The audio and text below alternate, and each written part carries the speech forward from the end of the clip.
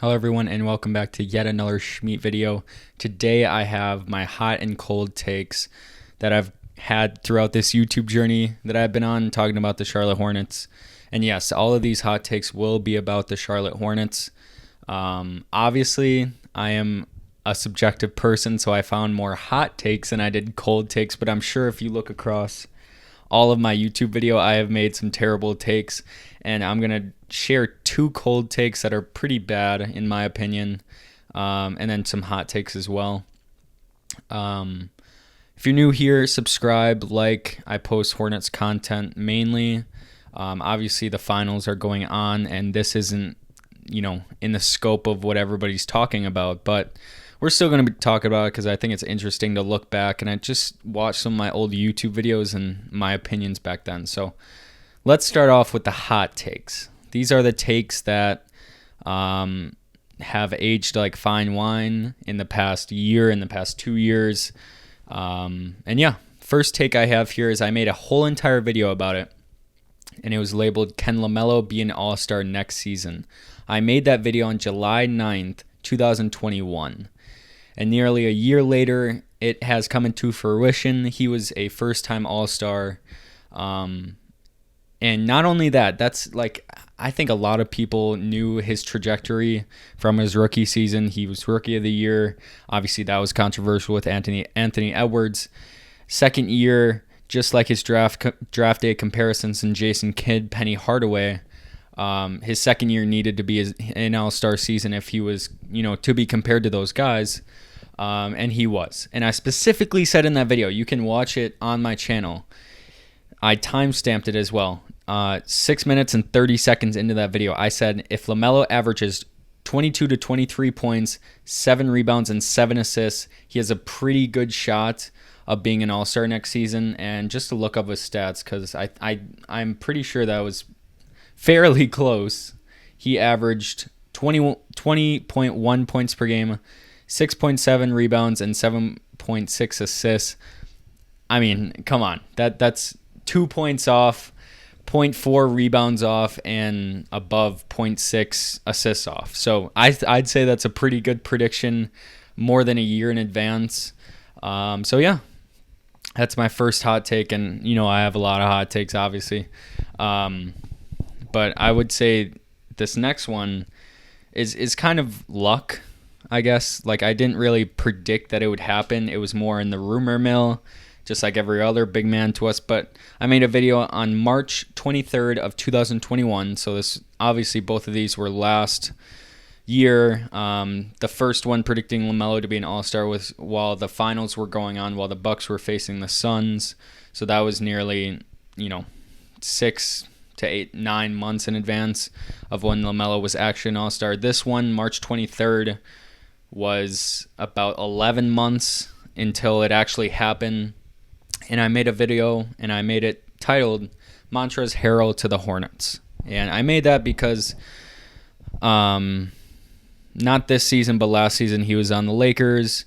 They weren't doing the greatest at the time. Obviously, later on that season, they lose to the Suns in 6. And this was before the trade deadline. And I just put it out there because there was rumors about Montrezl Harrell switching teams. And obviously, whenever there's a big man in the trade market or in the rumor mill, they're going to be linked to the Charlotte Hornets. So I made this video. And nearly a year later, he comes to the Charlotte Hornets. And I even made a point in that video. It's, I'd say 2/3 the way through that, because I was watching it today, and I said a trade I would do is Montrezl Harrell for Malik Monk because the salaries match. At that time, I thought we could either keep Malik Monk or Devontae Graham, and I argued Devontae Graham. So I was willing to trade Malik Monk. And the funny part about that is that Malik Monk went to the Lakers eventually. And a year later than when I made this video, we didn't have to trade anything for Montrezl Harrell, which is just crazy. I thought we had to trade a young guy in Malik Monk, and we ended up trading Ish Smith and Vernon Carey maybe? Or was it just Ish Smith and a second-round pick? Which is just crazy value for what Montrezl Harrell gave to us. I mean, I think he averaged 17 points, Let's look it up. Montrezl Harrell stats. He averaged 11 points and 5 rebounds. Didn't average 17, but he did have some pretty good games for us. 64% field goal percentage, not too shabby either. And he was just a plug and play guy for us in the second half of the season. We'll see what we do with him next season and for years to come. If he could be a solid backup for us on the bench, that would be amazing. But that's another one of my hot takes. Obviously, if you look on my channel, I have made a video about nearly every big man that has been on the rumor mill. So this isn't the hottest take because I made a video about Miles Turner. I made a video about DeAndre Ayton. I made a video about Rudy Gobert. Nearly any big man that is on the rumor mill, I'm going to be the first one to push that out because one of these times it's going to be right. And a year ago later, it came into fruition with Montrezl Harrell. So now on to the cold takes, which if you scroll through my channel, you can see a bunch of videos that are probably cold takes. I made a whole series about a year ago now, maybe over a year ago, about ranking NBA players. I ranked them by point guards, shooting guards, small forwards, power forwards, centers. I ranked the Charlotte Hornets. I ranked rookies. And I bet there is a plethora of cold takes in there if I had to guess. But these are the ones that I found just skimming through my YouTube channel.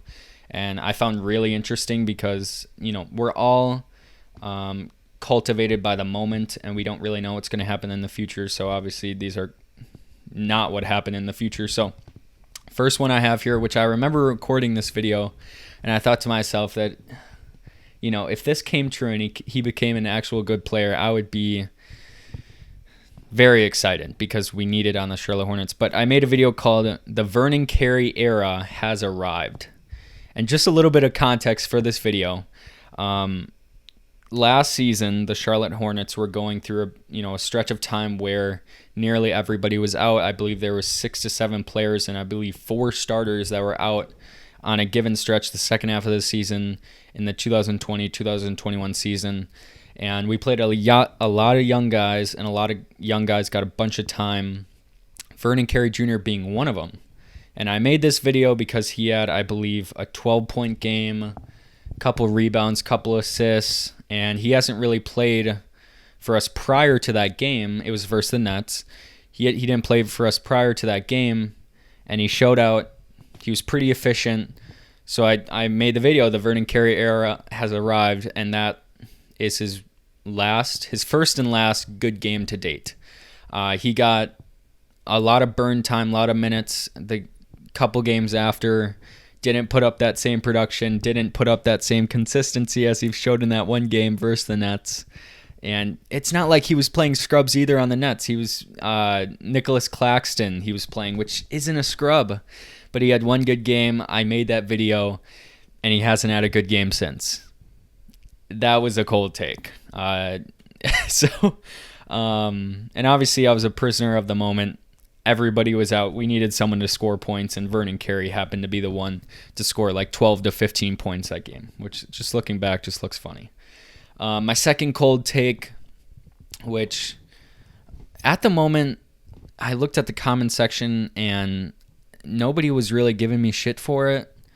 And it's a video I made titled "Why I Dislike the Martin Twins." Now, if you don't know who the Martin Twins are, you're a casual fan, but you have Cody and Caleb Martin. I believe we have Cody Martin on the Hornets. Caleb Martin's on the Miami Heat, and he played vital minutes in that playoff run for them. And that whole video, it's about an 8-minute long video, was me shit-talking the Martin Twins. And looking back on it, I didn't give them a lot of justice for their defense, for their effort. I kind of just highlighted their lack of offensive skill, and that's about it.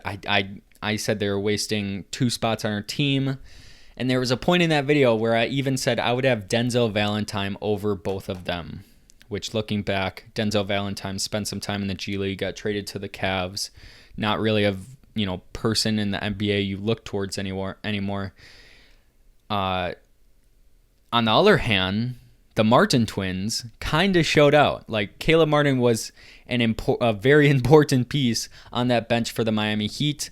Cody Martin, he played his role. I'm not saying he had the same impact as as Caleb Martin did on the Miami Heat, but he still played his role.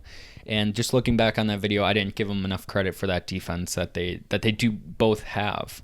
So those are my hot and cold takes. Obviously, feel free to look through my channel at those ranking videos, because I'm fairly certain. There's one video where I ranked the centers in the league, and the top category I had Giannis, Anthony Davis, and the third person I had at that top category was Karl Anthony Towns, which, looking back, not the greatest take. I believe I had Jokic on that level too.